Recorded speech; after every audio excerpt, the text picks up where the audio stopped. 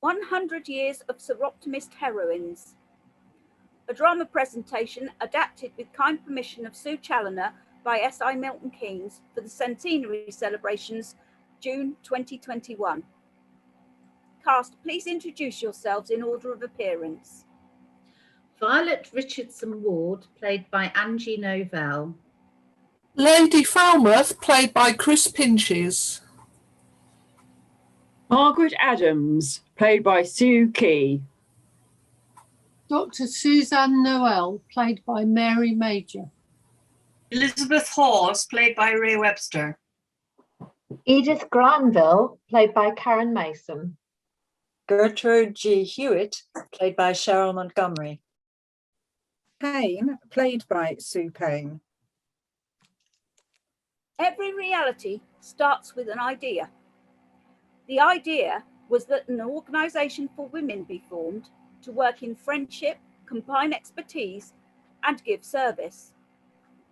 Let's go back 100 years to early 1921, when Rotarian Stuart Morrow met with a group of women in Oakland, California, to talk to them about forming a women's Soroptimist club.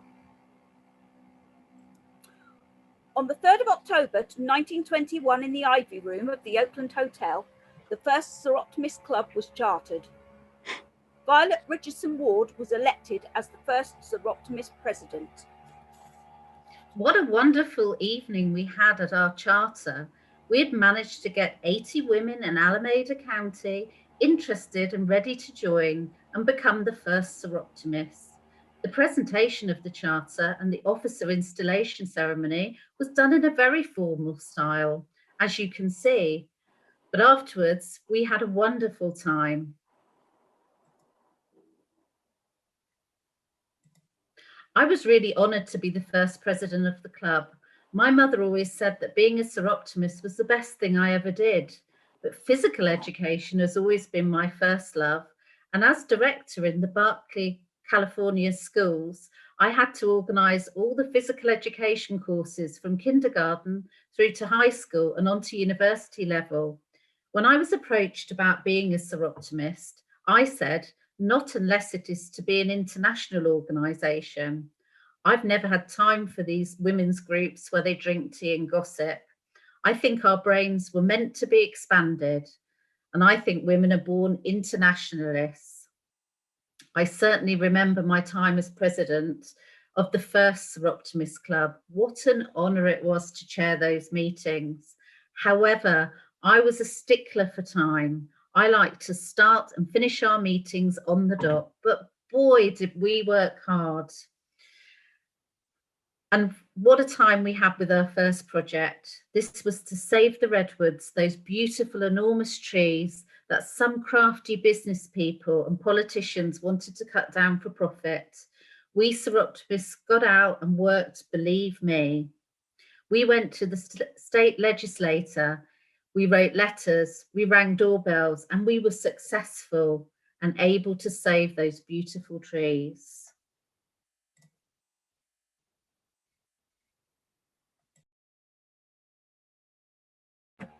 This early action set the precedent for future Soroptimist involvement in legislative advocacy and its subsequent relationship with the United Nations. This was the original intent of service and has progressed in this way in all Soroptimist federations. The Soroptimist movement was progressing to other parts of America, and in 1924, women in Europe heard about it and clubs were chartered in London and Paris respectively. Dr. Suzanne Noel was the first president of the Paris Club and Lady Falmouth, president of the Greater London Club.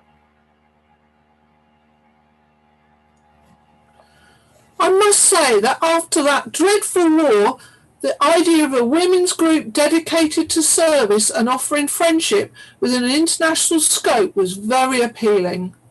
I met with Mr. Morrow, an American Rotarian who was mentioned earlier. He told me about the Oakland, California Soroptimist Club, and it wasn't long before I was able to persuade a number of very influential women to form a club in London. This was in 1924. We had a great variety of classifications: an architect, a financier on the London Stock Exchange, and a dental surgeon. I am a horticulturalist, and I look for women who are not only outstanding in their professions, but were champions of women's rights too. We have had engineers and doctors, hoteliers and a filmmaker, as well as the executive secretary of George Bernard Shaw. We met every Thursday for a luncheon meeting, and one of our first projects was to form a loan training fund to help young women in a variety of vocations. We always began and ended our meetings on time, as I had heard that Violet Richardson Ward was a stickler for promptness. We also felt publicity was important to our club. We invited outstanding people as speakers, people whom we knew would command attention in the press, and so the Soroptimists benefited. It helped that we were able to charter 7 more Soroptimist clubs throughout the major cities of Great Britain.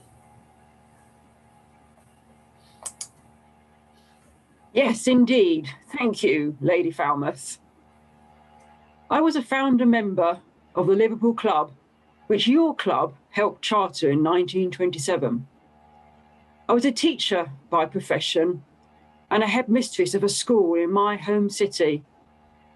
I enjoyed being a Soroptimist and meeting women from so many different professions and businesses. I was very pleased and honoured to be elected as the president of the National Union of Soroptimist Clubs of Great Britain in 1934. And I attended the historic International Convention in Paris in 1934 with presiding officer and president of Soroptimist Europe, Dr. Suzanne Noel. This was a wonderful experience and an absolute momentum in Soroptimist history, as it was at this conference where Soroptimist International Great Britain and Ireland split away from Soroptimist Europe, and 3 federations were formed: Soroptimist International Americas, Soroptimist International Europe, and Soroptimist International Great Britain and Ireland, or Sigby for short. I had the great honour of becoming the first Federation President of Sigby. President Suzanne had asked each country representative attending the convention to prepare a 15-minute presentation on the professional position of women, and from the accounts of Soroptimist activities in various countries, it was evident that there was power and vitality in our movement, combined with high ideals and a strong desire to give service. These presentations gave evidence of the progress of women in various countries and the unanimous opinion that Soroptimists must uphold the right of women to work in careers for which they were fitted. Bonjour, Margaret. May we? That was certainly a superb convention. I have to tell you, I spent so much time learning the English language to prepare for this meeting of Soroptimist nations, as I wanted to welcome members from around the world to my beautiful city of Paris. Oui, Margaret, certainement. The presentations you mentioned, they were also quite disturbing, no? Country after country reported the closing of opportunities for women, the lowering of salaries, and prejudice against married professional women. We certainly had a long road ahead to reach equality. May we? I am quite used to working against the odds. I received my medical license to practice surgery at a time when few French women entered the profession. I've always supported equal rights. However, the legal status of women was different in each of the European countries, and our Soroptimist movement was slow to spread outside Paris. But once we reached Holland, we started to grow rapidly. I found women leaders who were eager to work together wherever I went. My own speciality of plastic surgery gave me the opportunity to travel and lecture about my work and also about the Soroptimist organisation, which I consider to be Mon Bebe. And I was known by many as Marianne, or Godmother in the English. I was in the Orient in 1936 and was able to charter clubs in Japan and China. One of the most challenging aspects of this extension work for me was to visit countries hostile to France, yet still able to bring the Soroptimist movement to them and create lasting friendships. It was around this time, 1936, when everything gathered momentum. Soroptimists were active around the world, and 2 years later, in 1938, the International Convention was held in Atlantic City. This was the largest international gathering of Soroptimists ever, and saw international committees established and the constitution amended to provide for an international liaison secretary who would function as a Soroptimist international staff person to draw the three federations together. Elizabeth Hawes, president of Sigby at the time, was just the right person for this new position, which was supposedly for a 4-year term. Little did Elizabeth know she would have to hold the office for 10 years because of World War II. But let Elizabeth tell her story. My education in England gave me fluency in several languages, and this was a great help in my international work. I was a member of the Greater London Club, where I met many outstanding women, including an amazing woman from Australia, Edith Glanville.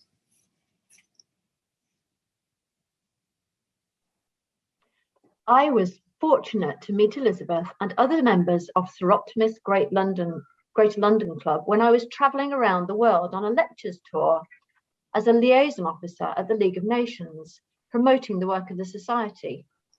I had formed the Quota Club in Australia in 1932, which was intended to function on somewhat similar lines to the men's Rotary clubs, with memberships open to women who were doing professional and public work and were engaged in business activities. 5 years later, still president, I returned its charter and Quota Club became the first Soroptimist club in Australia. The Soroptimist Club of Sydney was born in 1937. Being a Soroptimist enabled members to have more of an international focus. The first Soroptimists tended to be middle class, educated and engaged in work, business or public life. Foundation members of Sydney's Soroptimist Club included one of the first trained dentists in New South Wales, a dance and theatre critic, and Australia's first female architect, engineer, and pilot. Other members included sculptors, singers, teachers, financiers, secretaries, political organisers, and horticulturalists. At the end of my term of office, when I stepped down, I was delighted to be made a life president.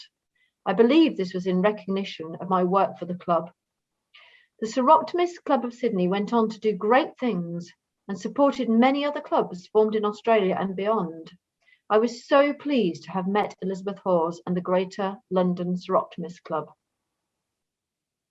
Yes, we became lifelong friends, didn't we, Edith? And we both have so much to thank Soroptimists for. When I attended the Atlantic City Convention, I was coming to the end of my time as Sigby president. This was in the summer of 1938.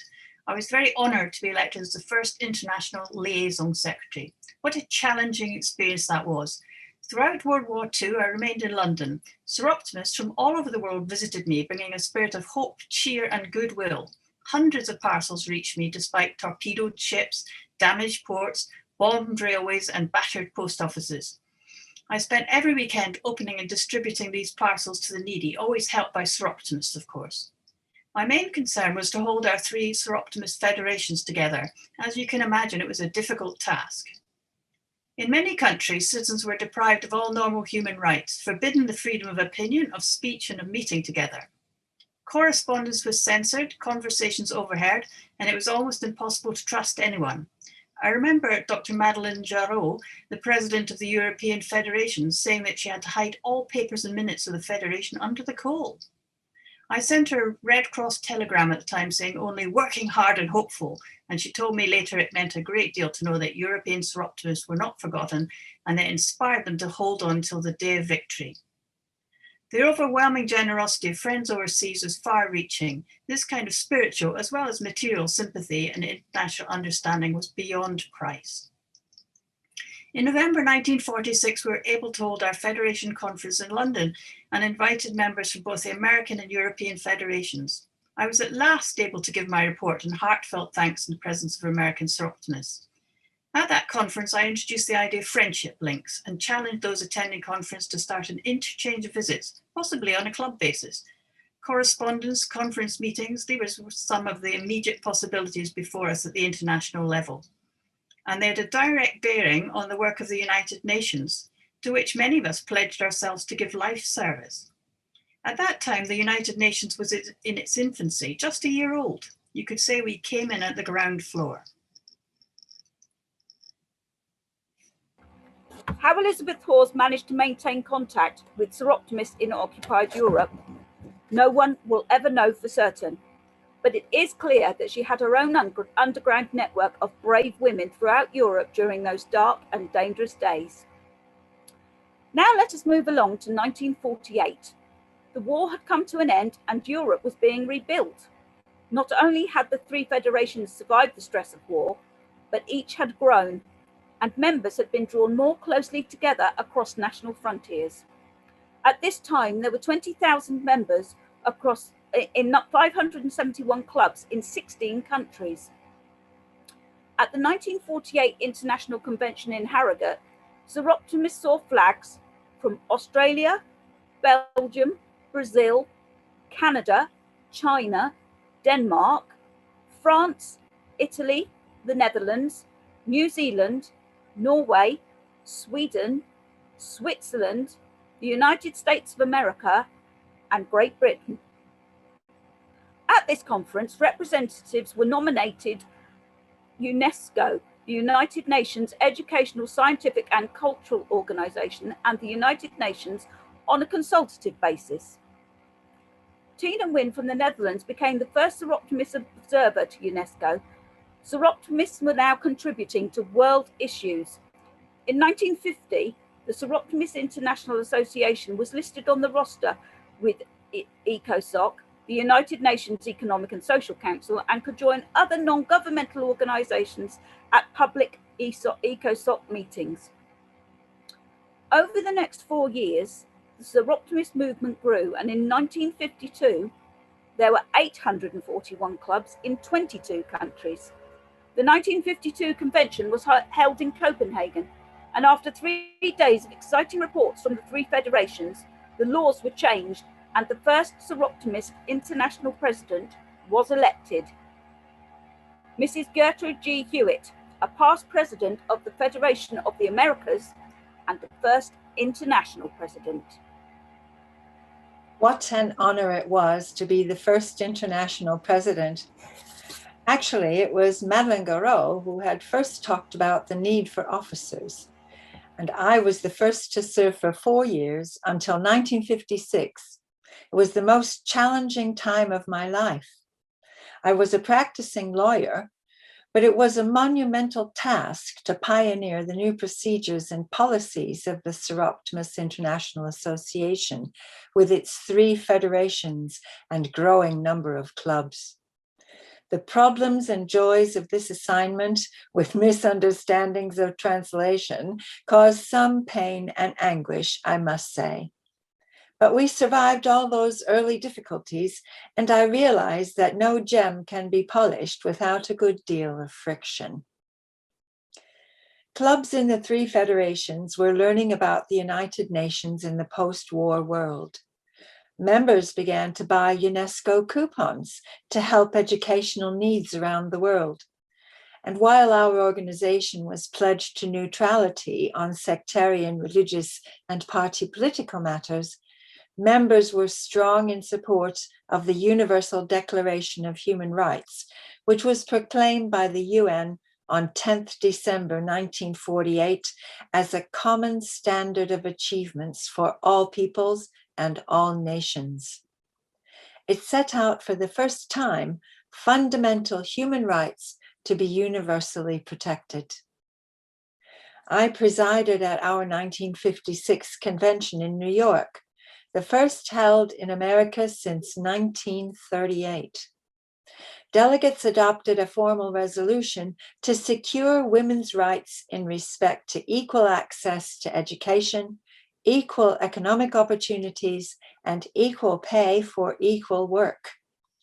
And as I saw the flags of the great nations where Soroptimists rendered service, I felt great enthusiasm, honor, and pride. Soroptimist International's strength is in the federations, and the federations are what create our international whole. Our organisation has grown over the intervening years. In Sigby, Soroptimist International spread to Africa, the Caribbean, and Asia. The first club in Africa was chartered in Zimbabwe in 1956, followed swiftly by clubs in South Africa and onwards throughout the continent. In the Caribbean, the first club chartered was in Trinidad in 1959. The story of Soroptimists in the Caribbean is one of steady growth and increasing service to the community, with 12 clubs formed in 6 countries between 1959 and 1983. Pakistan saw the first club chartered in Asia in 1969, followed by clubs in Sri Lanka, India, Bangladesh, and Nepal. Meanwhile, what was happening in the Southwest Pacific? Edith, can you tell us? Yes, happy to. As I mentioned earlier, Soroptimist International Sydney Club received its charter in 1937, and the Federation of Great Britain and Ireland, or Sigby, claimed this fledgling club. As you can imagine, World War II added confusion to the operation of the club, as contact with the British Federation was severely hampered.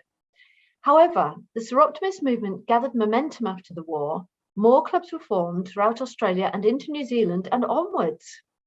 It was not until 1978 that the fourth federation, the Soroptimist International of the Southwest Pacific, was formed. The inauguration ceremony of the federation was held in Adelaide at Easter in 1978. Such a great moment for all when Soroptimist International President Hilda Richardson from Great Britain handed over the Charter of the Federation of the Southwest Pacific to Her Excellency Maris King and invested her with the insignia of Soroptimist International of the Southwest Pacific. Its early beginnings and first club chartered in 1956 in Zimbabwe, the Soroptimist movement in Africa has been growing at an incredible pace, and members have worked hard to form a new federation of Soroptimist International in Africa itself. Finally, in April 2020, the new federation was born. Due to the COVID-19 pandemic, the members have not been able to meet together and are looking forward to the day when they can celebrate properly a 5th Soroptimist Federation. In 2013, in the UK, a small group of women wanted to create a new branch of Soroptimists to focus on supporting women and girls. The inspiration and driving force behind that group was a local leader and former head of youth service, Sue Payne. In 2015, the group was officially chartered at Stadium MK and were recognised as the newest group to be established for some considerable time. In honour of this, Milton Keynes were granted an official friendship link with Oakland, California, the founder members of the Soroptimist movement. Sue will explain what this meant to members of the then young newcomers to the Federation. We were very determined back in 2013 that our city needed a group to focus on issues for women and girls. And with the help of members from SI Aylesbury and the region, we were able to become established and now have a vibrant membership. Despite the impact of the pandemic, members from Milton Keynes were able to raise funds in 2020 to create a room for a young person at the local YMCA named the Violet Room as a nod of respect to Violet Richardson, nearly 100 years after the beginning of the movement in California. The friendship link with the founder group, SI Oakland, was a real honour for us in Milton Keynes, and we are very proud and pleased to be sharing the centenary celebrations with them in 2021. 100 years after the birth of Soroptimists, our fight for women's rights and gender equality continues. International President Sharon Fisher is leading the Road to Equality campaign for Soroptimists globally. Since the founding of the very first Soroptimist Club in Oakland, California, Soroptimists have sought to bring about change to the lives of women and girls worldwide. Through its global network of 5 federations and dedicated volunteers of over 72,000 members in 121 countries. Soroptimists are driven by the mission of transforming lives through education, empowerment, and by enabling opportunities. Looking back to a bright past and moving forward into our brilliant future and the next 100 years of Soroptimist International.